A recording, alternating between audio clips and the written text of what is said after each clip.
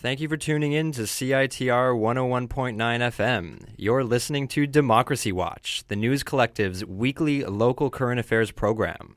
It's Thursday, October 26th at 5 p.m. We are broadcasting from UBC's Vancouver campus on the ancestral, traditional, and unceded territories of the Tsleil-Waututh-speaking Musqueam people. I'm Ryan Patrick Jones. And I am Alam Delanion. In today's news, Jagmeet Singh visits Vancouver. Last Friday, Jagmeet Singh made his first visit to Vancouver since being elected leader of the federal NDP on October 1st. Singh visited Chinatown and was escorted by East Vancouver MP Jenny Kwan on a campaign-style tour of the area. In talks with the media, Singh said the opioid overdose crisis that is currently plaguing BC should be elevated to a national issue. He agreed it be treated as a health and social justice issue, requiring an approach rooted in harm reduction.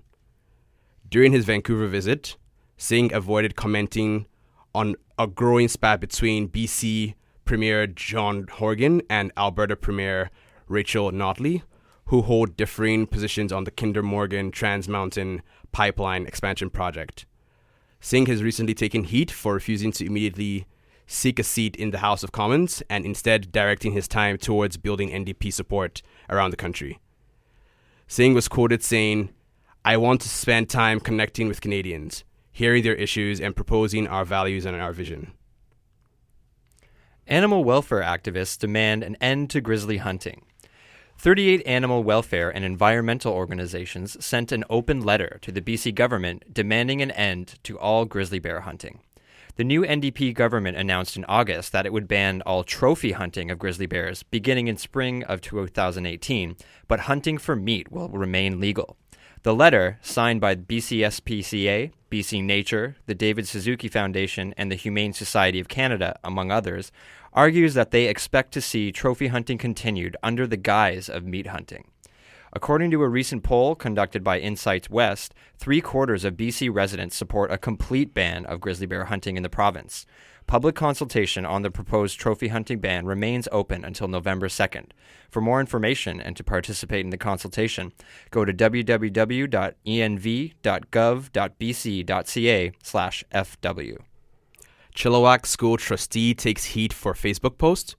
A Chilliwack school trustee is facing widespread criticism after lashing out on social media against provincial educational policies on sexual orientation and gender inclusivity.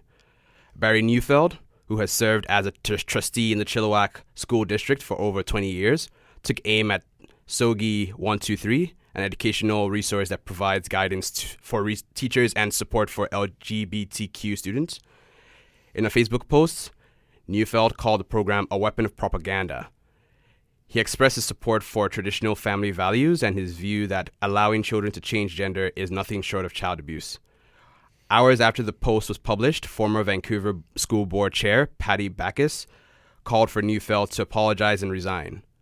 BC Minister of Education Rob Fleming said that while school trustees are entitled to their own opinions, the province prioritizes teaching inclusion and diversity from a young age.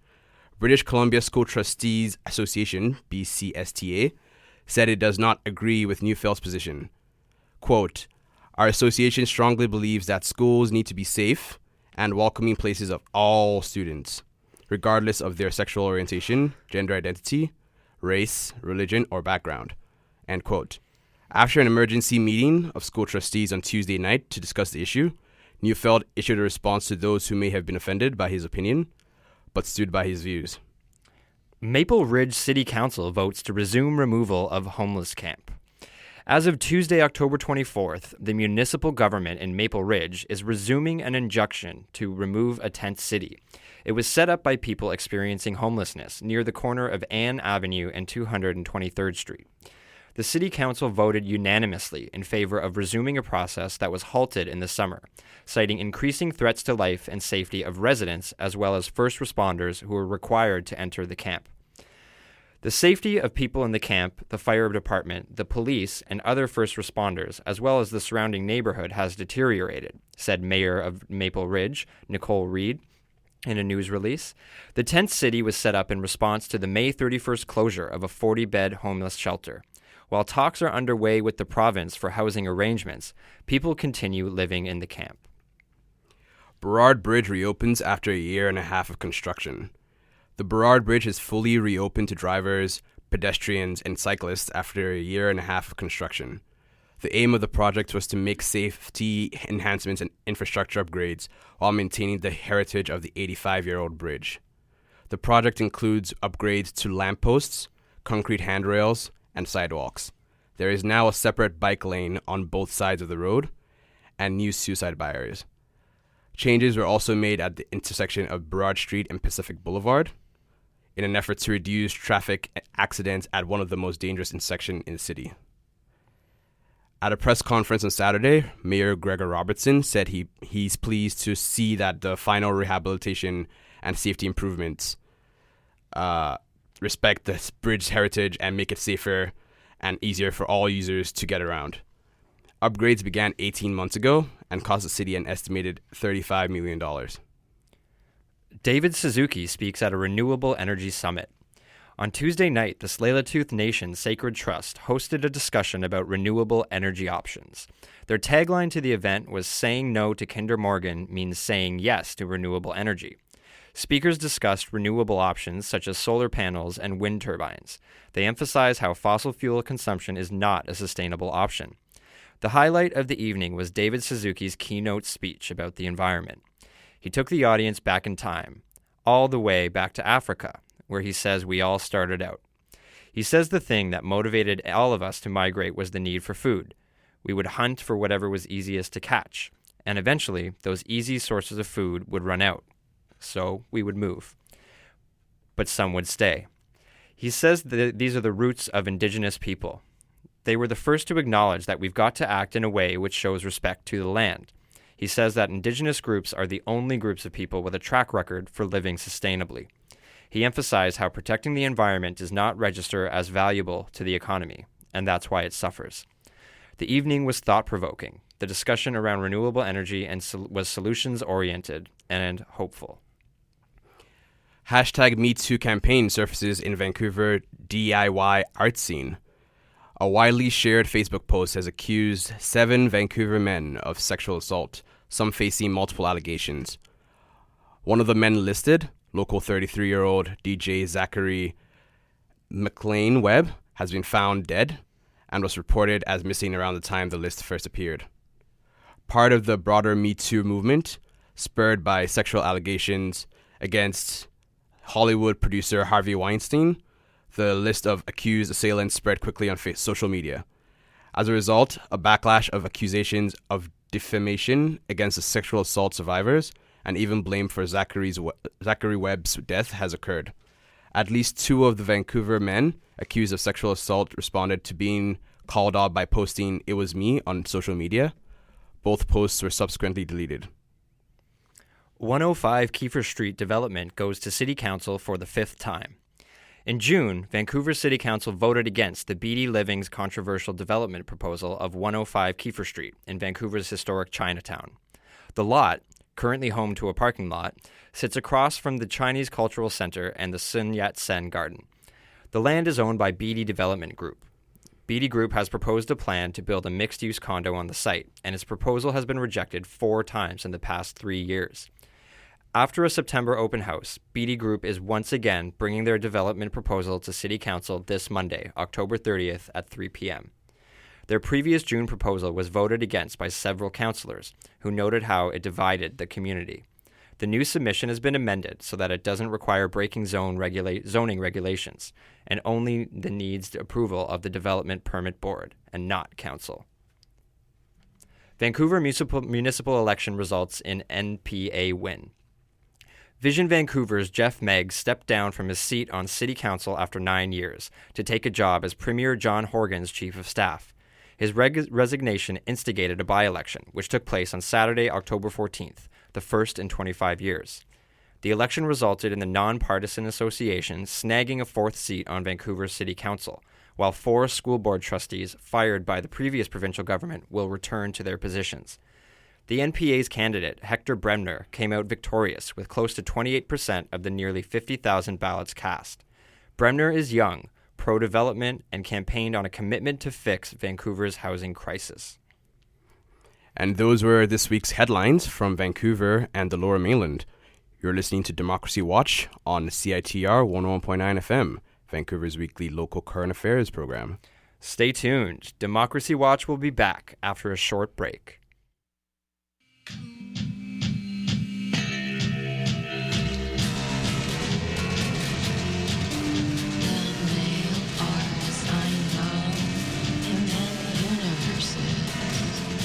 Hello, Radio World. This is Hazy. You are listening to CITR 101.9 FM. Broadcasting Vancouver's haziest since 1950.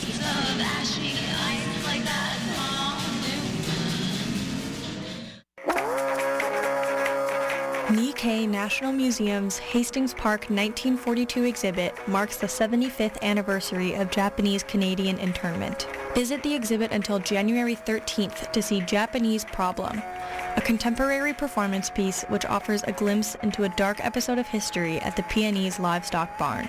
Nikkei National Museum is located in Burnaby and entry is by donation. Yes!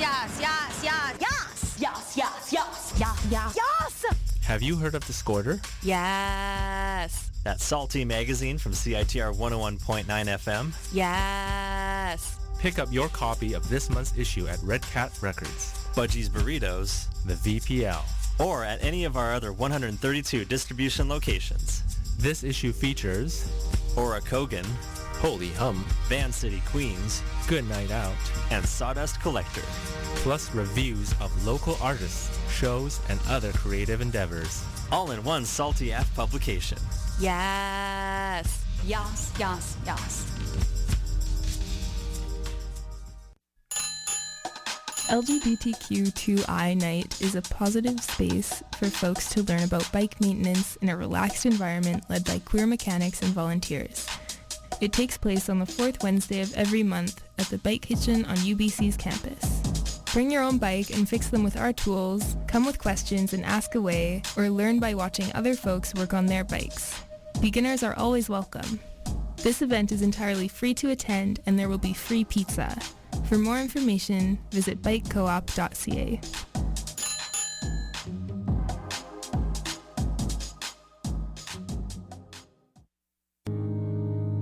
The most powerful motivational speeches that I have ever heard came from people who told me I couldn't do something. You know why? Because when they told me I couldn't do it, I was bound and determined to show them that I could. All Access Pass is back for Season 2.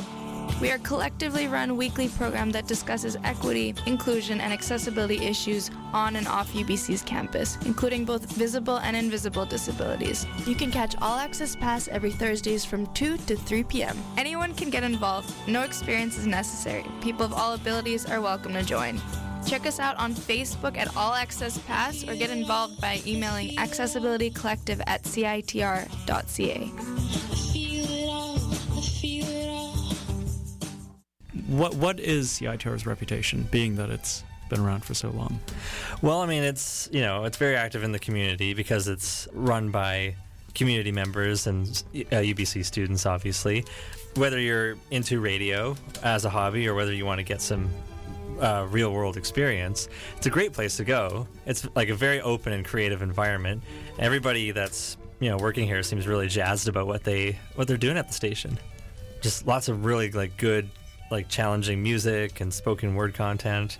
It's a great station. CITR 101.9 FM, broadcasting from Vancouver, British Columbia, on unceded Coast Salish, Musqueam territory. Learn how to get involved at citr.ca.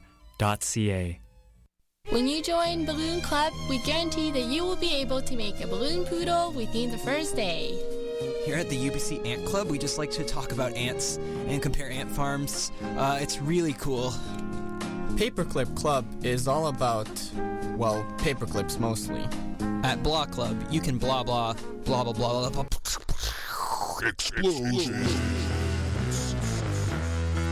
There's only one club worth joining at UBC, and that's CITR 101.9 FM. We got free tickets to shows, whirly pops, professional help in all types of audio engineering, passes to festivals, crazy parties, live band swag, all types of crazy people. Our programming manager rides a motorcycle. There's freestyle rapping, Nardwar the Human Serviette, the vinyl and record libraries, Discorder magazine, free studio recording, and it sure beats the hell out of Paperclip Club, which is a thing that I just made up because I work at CITR. So come check us out on the floor of the Student Union building. We got all types of crazy shit for you to do, or check us out online at www.citr.ca.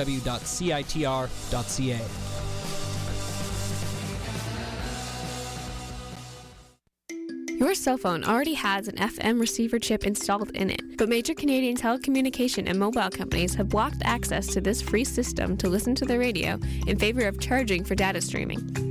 With access to the FM chip, your phone can still receive broadcasts and updates during an emergency, even if the cell towers are down. Visit freeradioonmyphone.ca to see how you can get involved by contacting your carrier and signing our petition.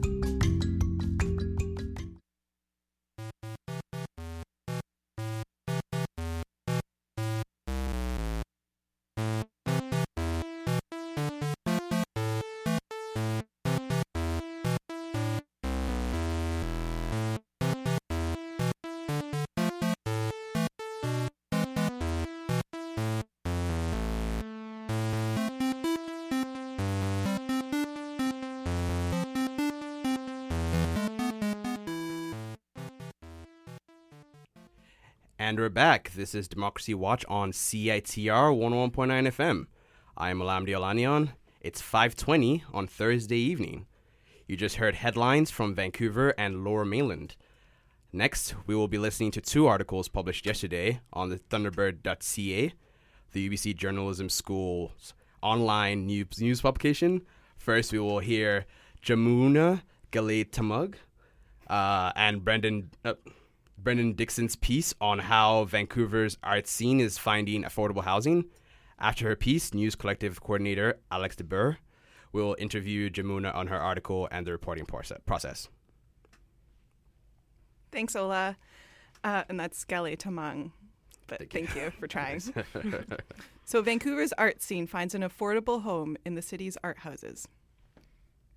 Communal living is giving Vancouver's art scene a cost-effective chance at survival in this increasingly expensive city. In resistance to rising housing costs, artists are transforming large Vancouver homes into art houses for communal living. Art houses function as low-cost housing as well as collective studio spaces, and in some cases, venues for events. Proceeds from events provide art houses with a little extra income. The Jungle in East Vancouver, the Jazz House in South Vancouver, and Inspiral Community Mansion in Fairview are just a few examples of homes that have emerged in recent years. 6 to 11 artists typically live in each house. Tenants minimize costs by sharing rent. And they no longer need studios because the large common areas function as creative spaces. A 23-year-old renter who lives in the Ohm home, located near Oak Ridge Shopping Center, says he pays $400 monthly to share a room.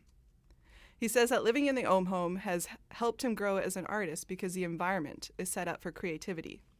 There are musical instruments readily available and lots of space to move around. The Ohm home also hosts monthly events, which they call boogies. These provide the household with financial support. Felix Zababa Zaubab, a 24-year-old from Marseille, who plays a didgeridoo and drums, has managed the Ohm home's events since he moved in a year ago. Zababa coordinates workshops and performances with a range of talents, including magicians, musicians, DJs, fire dancers, and masseuses. Thanks to his efforts, a single boogie can bring in as much as $1,000. Half the proceeds from the boogie go to the house's expenses, and Zababa pockets the other half for rent and equipment. But the living room venue is not a new concept for Vancouver. Back in 2003, Vancouverite Miriam Steinberg responded to the city's outrageous venue costs by starting the In the House Festival in East Vancouver. She began by inviting artists to play in the living rooms of family and friends. This eventually gathered momentum and turned into an annual 3-day festival taking place in houses and backyards throughout the community. In 2014, Steinberg organized its final year before calling it quits. The difference with this latest generation of art houses is they have evolved past being a venue into being a way of life. Art houses draw in artists from across the city, providing creative momentum for the artists who live there. Raj Gill is a resident of an art house called Kids Castle in East Vancouver. Before this, he lived in a house called Grandma's Palace, which he started in 2015. He says that being around a diversity of people with different backgrounds has helped him grow as an artist. Similar to the Ohm Home, Gill's house has hosted by-donation events, including an improvisational concert series and weekly clown jams. However, a sculptor named George Rammel says that shared houses don't solve all problems. Rammel was a professor at Capilano University for 24 years and is known for his collaborative work with Bill Reed. Rammel can't do his large-scale sculpting work in a house or condo studio. As a result, he is concerned about the availability of industrial space for artists like himself. He needs spacious, well-ventilated venue to make noise and produce large works. Rammel worries that the needs of individual artists will continue to be overlooked. He submitted a pitch to Vancouver City Council in early October advocating for the affordable warehouse spaces for artists. In spite of situations like Rammel's, art houses are proving to be an effective way for many artists to continue doing what they love. The Boogies have been so successful that Zababa thinks they have likely outgrown the Ohm Home. His housemates estimate that the last event drew in 250 guests. The success of the Ohm Home and Kids Castle show how Vancouver's artists are not ready to give up on their community. Well, thanks for reading that for us, Jamuna. That was great. I have a few questions for you. Vancouver's housing crisis is no secret. We hear about it all the time in the news. It's a very serious ongoing issue. And so I'm wondering, what did reporting on this story teach you about the crisis that you hadn't already known? So that was kind of the inspiration, was just kind of wondering how artists can really fathom living in the city with the price of rent being so high. That we referred to that one renter who's sharing a room and he pays $400. So like that one room is $800. Yeah, it's crazy. You can see that it's cost effective in terms of, he wouldn't be able to get his own place for that amount of money, but it's still quite expensive. So it's still, I guess, just showing how expensive it is to be in the city. Yeah, and even that place where that fellow was splitting a room for $400, that was near Oak Ridge, right? It wasn't even downtown Vancouver. Yeah, it takes a while to get out there. It's not central or anything. Yeah. So I found that quite surprising. Moving on, you did a ton of reporting on this piece, it looks like, in partnership with your fellow journalism school student. What's his name? Brendan Dixon. Yeah. So I'm just wondering, what did you have to leave out of the piece? Yeah, that was, it was a fun piece to report on, just fun to kind of go out and meet these artists and go into their homes. And we went to, I went to one event hosted at Riley Anderson's home. I was kind of invited to it by Raj Gill, who I speak about in that article. Yeah. And Riley's his creative partner. So went to this event called the New Moon Cabaret. If you see the Thunderbird piece, the feature photo is actually from this cabaret. Okay. And yeah, I was sorry to leave him out because he wasn't in a communal house, so it just didn't feel quite as relevant to the story. But he's an example of an artist who's making it work in the city,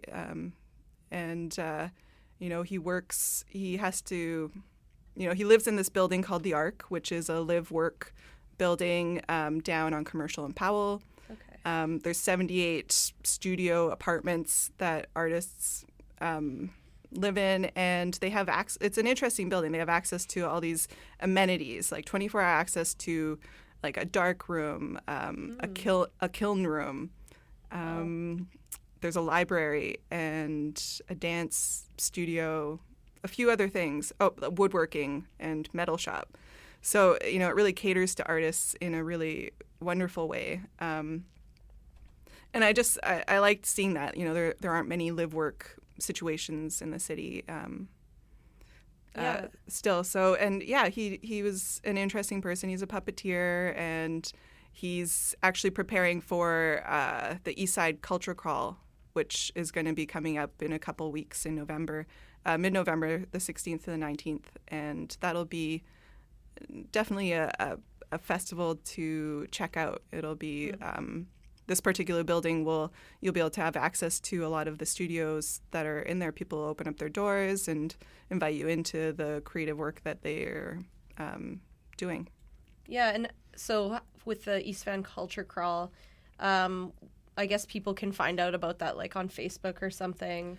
It's definitely easily Googleable. Yeah, totally. Yeah. Okay. And that's coming up mid-November, did you say? 16th to the 19th. 16th to the 19th. It's, cool. a 4-day festival.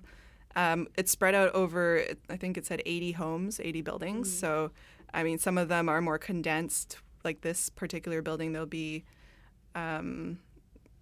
hopefully quite a few participants opening up their homes and, letting you come in and check things out. So is the ARC, is it designed and run by the residents who live there, or is it a project, like a co-op that's overseen by the municipal government? Like just looking at it, it's like there is a realty company, and so I can't really speak to, like, I don't think the artists are actually running it. Like the intake looks like an artist-run thing, like of just explaining what the building's all about and who should, consider applying, but it looks like it's actually managed by a realty company. Okay, cool. But don't quote me on that. I don't know for sure. Okay, no worries. Yeah, just curious. Mm-hmm. Alternative ways of living are, it's interesting to see how they actually unfold. So, I was wondering, looking at these artist houses and thinking about kind of communal living, either in this way or as a co-op or a co-housing, for example. These are all solutions to Vancouver's housing crisis. But how do you feel about it being the responsibility of Vancouverites to respond to the crisis? Like, should it be a solution to adjust from the bottom, or should solutions be coming from above? Well, I guess it feels like we're right in the thick of it as the kind of like upper middle class. As a student, maybe you feel like you're a little lower. But it feels like a difficult situation to be dealing with from our stage. So it seems like something that needs to be, implemented through policy, some kind of top-down approach, I guess, which isn't really ideal, but I guess that's what we need is some kind of change that offers something more affordable for all of Vancouver's, residents. Mm-hmm. The rental market's just kind of gone insane, and it's affecting everyone. It's definitely affecting a lot of people here at UBC. Mm-hmm. Yeah, absolutely. I'm also curious what you think about the way the housing crisis is affecting Vancouver's art scene. So obviously we have these artist houses popping up where there is shared space and shared kind of studio space and venue space.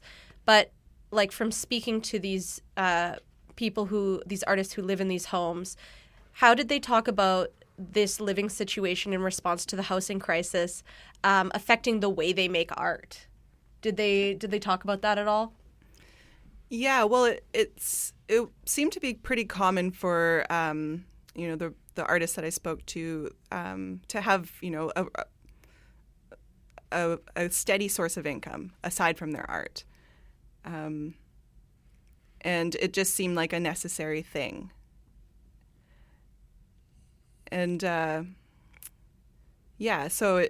it seems like a lot of artists are trying to supplement that with artistically driven kind of ways of making income. Like when I was speaking with Riley, he works in a warehouse to have that fixed income that he knows will cover his rent. But in addition to that, he'll work at He did a couple of festivals, like he did a mask making workshop maybe a couple times. And so those kinds of things that'll, bring him money, but it's also not money that you can totally count on every single month.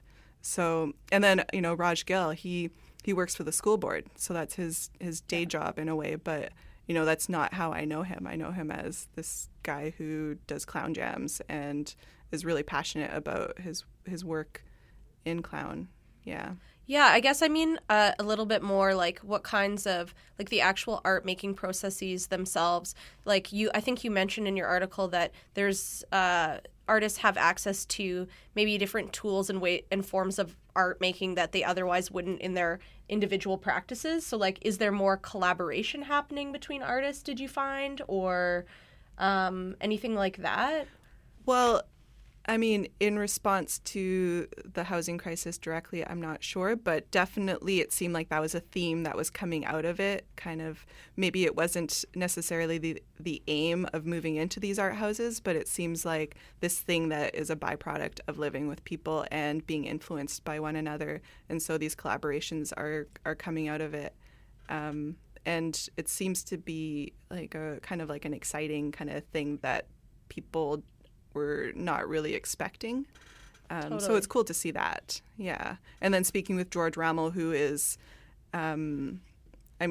he's been a sculptor since the 70s. And so just seeing his kind of view of it, he was excited for young artists that are deciding to live in these houses together and work together a bit more. He thinks it's a trend away from the way things were, which was a bit more maybe possibly ego driven, and now he had said like people are putting their egos in their back pockets kind of thing. Right. Yeah, to work together. That's cool. Yeah, so there is a sort of silver lining to the housing crisis in this particular situation. It felt like a really, really cool thing to kind of find out about, be a part of, and just realize that it's got a pretty strong network being created, and it's fairly new, these art houses, the way that they're set up right now. So it just seems like they're kind of pushing on the leading edge of this kind of new idea for the city, at least, and it feels good. Cool, yeah. Well, thank you for talking to me, Jamuna. I'll hand the mic back over to Ola. Thank you. Up next, we will hear Ryan Patrick Jones' Thunderbird piece. It's about how public libraries are trying to adjust to the rise of problem behavior at their locations. Stay tuned to CITR 101.9 FM. We'll be right back. Hold of some pigskin. This is my shimmering life prize. All I must do is create a diversion. What could distract people who love sports? Sports. Sports. Sports. Sports. Sports. Sports. Do you find sports distracting? Feel the need to chant sports for hours on end? Then come on by the CITR station at the new sub to get involved. We do play-by-play, color commentary, audio production, interviews, and so much more. Only on CITR 101.9 FM.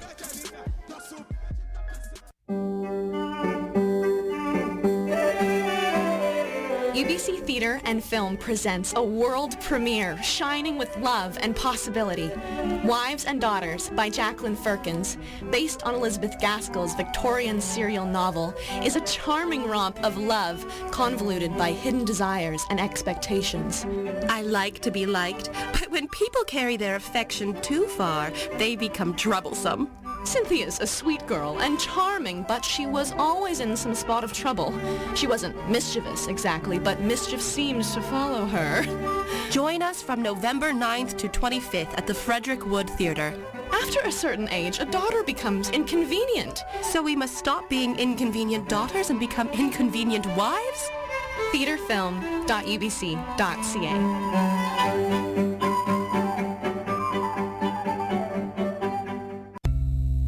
Youth for Chinese Seniors is holding a fundraiser to raise $12,000 for a seniors drop-in center in the heart of Chinatown. This organization connects youth and low-income seniors to combat issues of gentrification, racism, and other barriers. Find out more about Youth for Chinese Seniors and donate at youcaring.com/seeds for longevity between now and November 10. We don't need to tell you that Vancouver has a housing problem. Mass evictions. Mass rent evictions. Unfair rent increases. What happened to rent control and protection from unfair eviction? If these or other housing matters concern you, you may be interested in joining the Vancouver Tenants Union. For more information, visit tenantsunion.ca.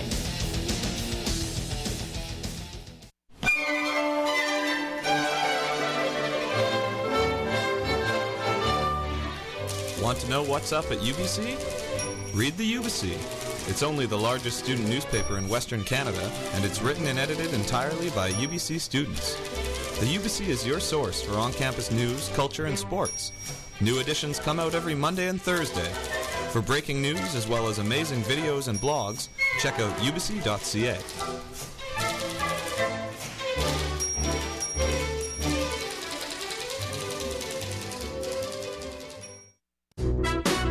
I'm Amy Goodman, host of Democracy Now!, daily grassroots, global, unembedded, international, independent news hour. And this is CITR 101.9 FM. Indigitization is a program that provides resources and training for First Nations and Aboriginal organizations throughout British Columbia. Come out November 24th from 1 to 4 p.m. in room 2311 in the AMS Nest for a 3-hour workshop that will engage participants in a conversation about the unique context of working with Indigenous cultural heritage materials, as well as introduce the tools and equipment necessary to digitize audio cassettes for long-term preservation.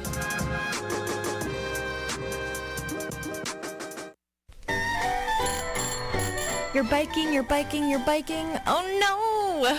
Something broke and you need it fixed, or you need to learn how to fix it, and the AMS Bike Co-op and Bike Kitchen have been there for you. And now is your chance to be there for them. Come out November 10th to GAM Gallery at 110 East Hastings from 7 p.m. to midnight for Pedaling Art, their second annual fundraiser and bike art auction in collaboration with Our Community Bikes. So share the love. Make it out.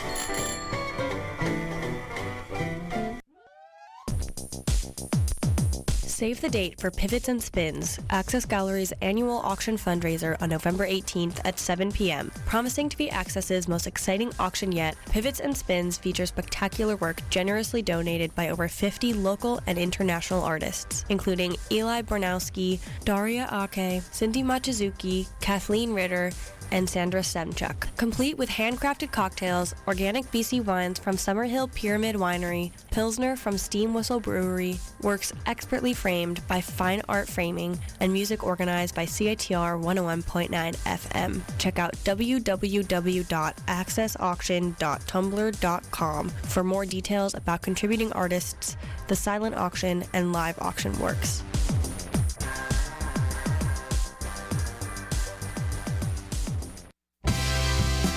Zine, book, and comic vendors will be gathering at the Gold Corp Center for the Arts on Sunday, November 5th for Broken Pencil's CanZine Vancouver Fair. The event runs from 1 to 7 and admission is free. Visit canzine.ca for more details.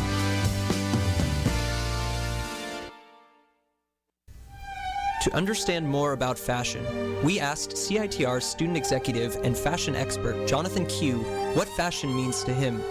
It's just aesthetically something that's so ostentatious. Typically. I mean, because of course, it's also, when you say fashion, I think people are talking explicitly about consumerism, as opposed to someone who buys let's say someone buys a If you really want to know more about fashion, come on down to CITR in the Student Union building of UBC and pick up some of our merchandise à la mode. Nous avons t-shirts, sweatshirts, socks, and coffee mugs. But it's also very aesthetically gripping. To keep you styling in support of the station you love. Isn't that right, Jonathan? Well, actually, is it? Because, I was going to say because of the cultural vacuum that we exist within, but then, really, fashion today is kind of derived from the European idea of couture, and that's been around for centuries. Discorder, that free magazine from CITR, has been documenting the best in music, arts, and culture since 1983.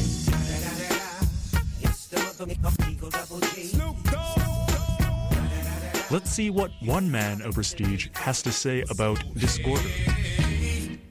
What up, though? This is Big Snoop Dogg, and I fucks with Discorder magazine. How about that? Smoke weed every day. Pick up a copy around Vancouver or with Discorder online at discorder.ca. You're biking. Oh no! Something broke and you need it fixed, or you need to learn how to fix it, and the AMS Bike Co-op and Bike Kitchen have been there for you. And now is your chance to be there for them. Come out November 10th to GAM Gallery at 110 East Hastings from 7 p.m. to midnight for Pedaling Art, their second annual fundraiser and bike art auction in collaboration with Our Community Bikes. So share the love. Make it out. Are you interested in Indigenous issues? Are you down with decolonization? Do you have something to say? Or have a topic to share? We have just the thing. Join UBC's first ever Indigenous Radio Collective. We're a team of Indigenous and non-Indigenous people. I'm Niska from my mother. From the Tahltan Territory? I'm a settler from Washington State. I'm from the Qualicum and Musqueam First Nations. I am Quichua Indigenous from Saraguro, Ecuador. We broadcast from the traditional, ancestral, and unceded land of the Hunkaminam-speaking Musqueam people. Whatever you want to talk about, we're into it. Everyone is welcome, no experience necessary. Unceded Airwaves airs Mondays from 11 a.m. to 12 p.m. on CITR 101.9 FM. Follow us on Facebook and Twitter at Unceded Airwaves. We want to hear your story.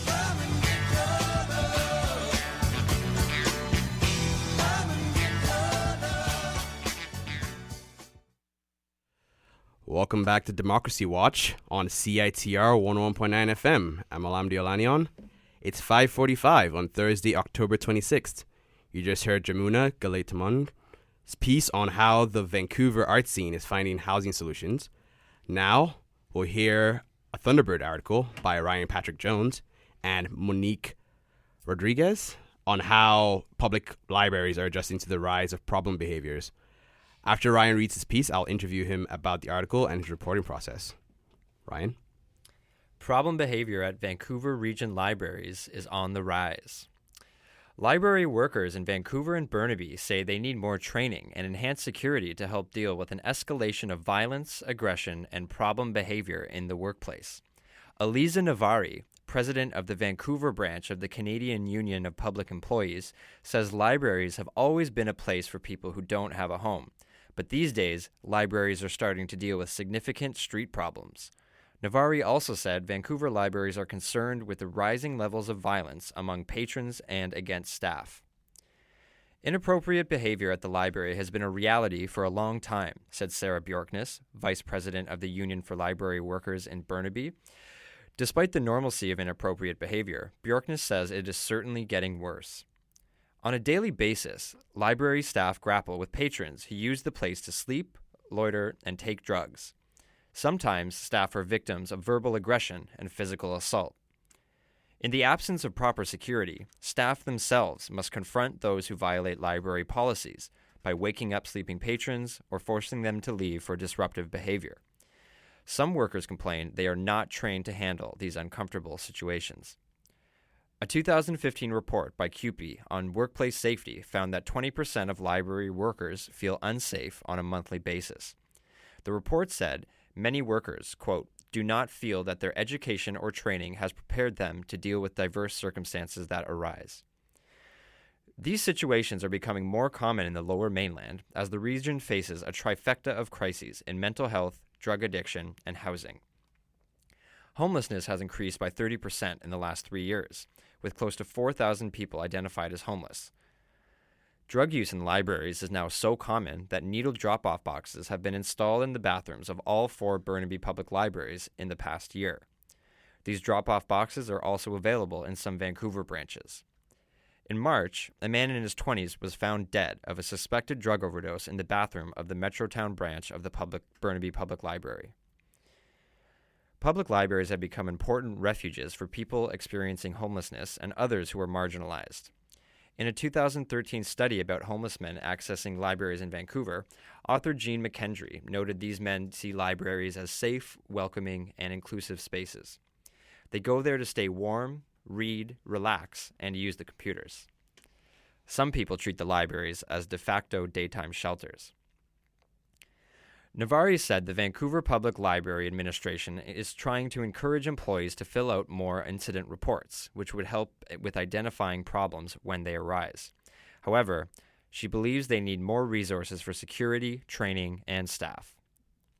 Sandra Singh is the chief librarian of the Vancouver Library. She says she doesn't agree that resources are limited. In fact, Singh believes the VPL receives great support from the city.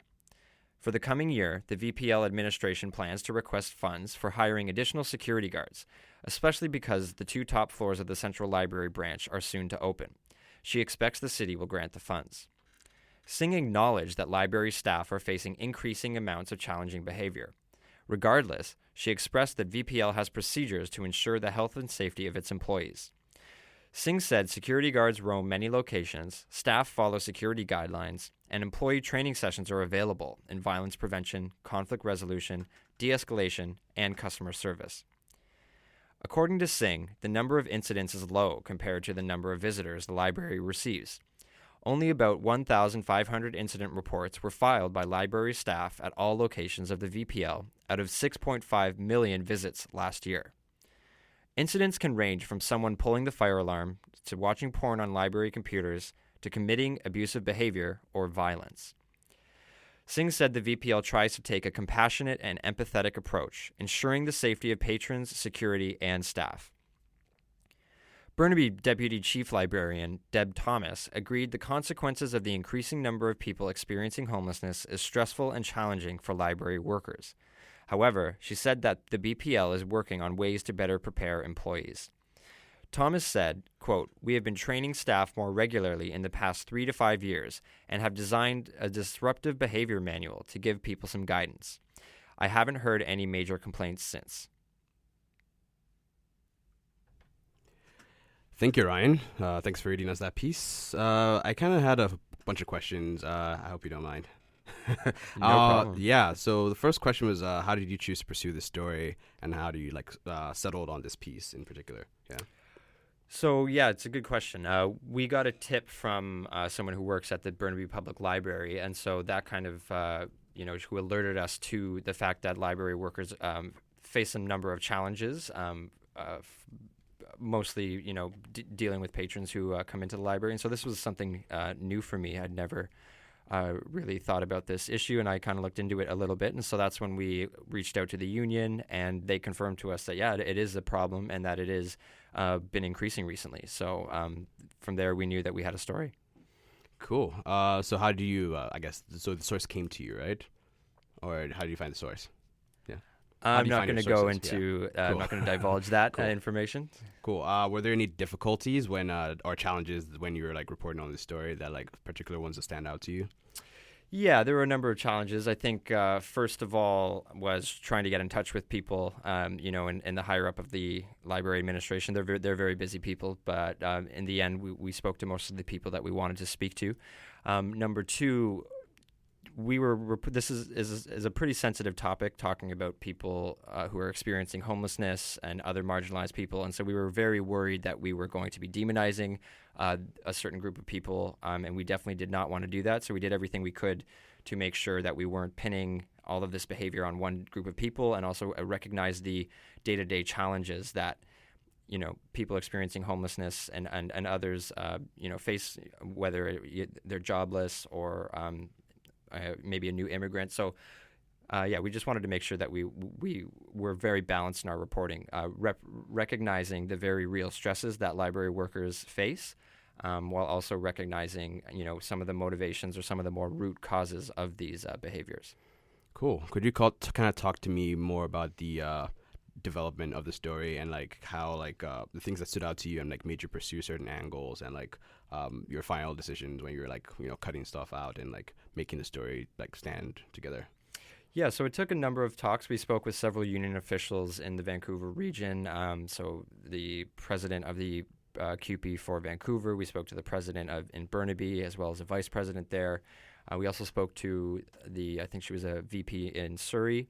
And they all pretty much confirmed that this is an ongoing issue at the library. It's been happening for many, many years, and it's actually quite interesting because most people most lay people, most members of the public wouldn't know that this was an issue. They probably see libraries as somewhat safe places, but in reality, they've been dealing with these kinds of issues for many years. The library is a free public space, and so therefore it tends to be very attractive to people who need a place to go during the day, whether that's to stay warm or to access technology or to whatever it may be. So with it coming being a public space comes a lot of societal issues that kind of then start to manifest themselves within the library. So after confirming this with the union officials, then we reached out to library administration officials in Burnaby as well as Vancouver, who also did recognize that this was an ongoing problem, and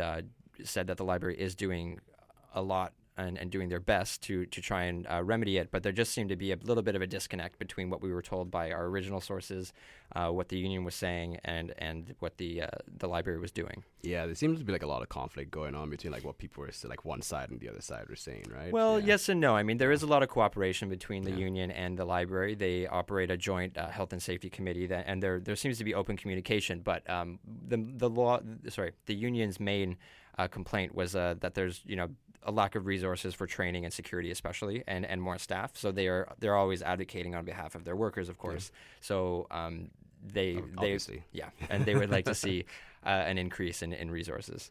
Cool. Yeah, you mentioned that the rate of like homelessness is like at 30% for the last 3 years, right? It seems to be on the rise, kind of. Do you think that? I mean, from what you're reporting, do you see like any like just putting any extra like additional strain on like public? I know they said they're going to like implement a few more stuff, but do you see this being like a more continuous thing, and will they have to like think about more future moves in the future? Yeah. Oh, absolutely.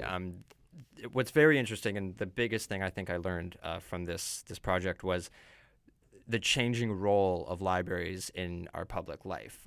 Libraries are no longer a place that you just go to get a book or to do some studying, right? They're starting to play a lot larger role in the lives of marginalized people, especially.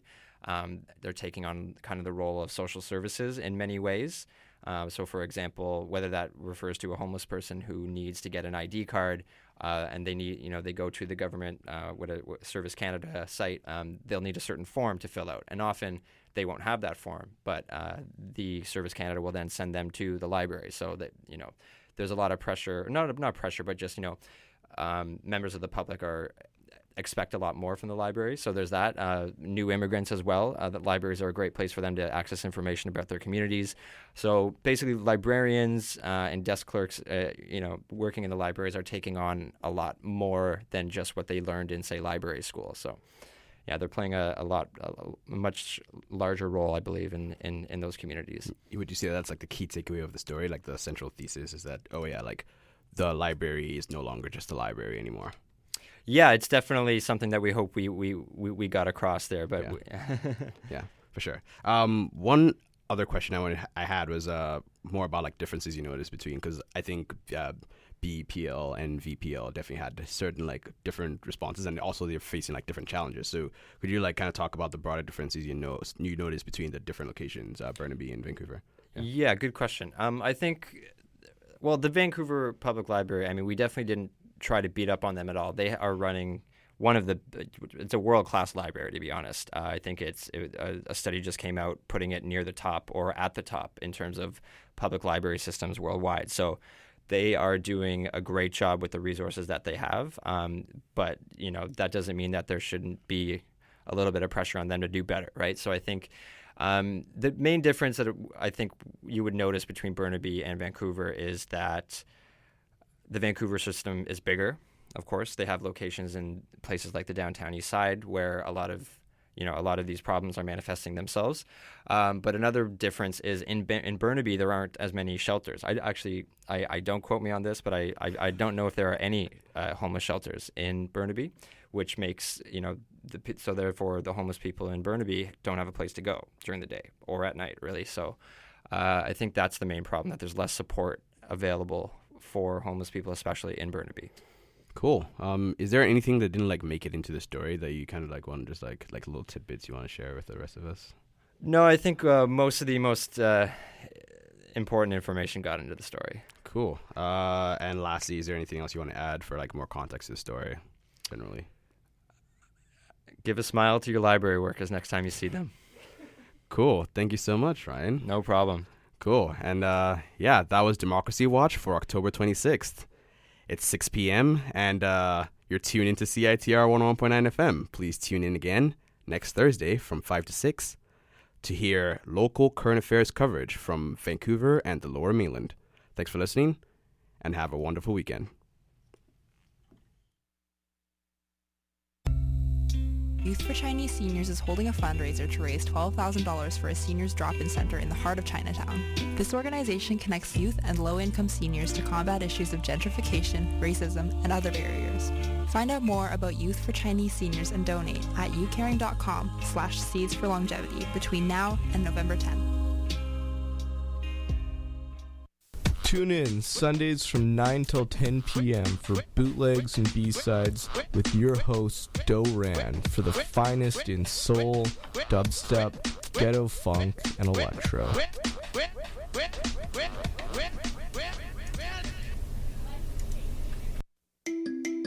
Would you like to get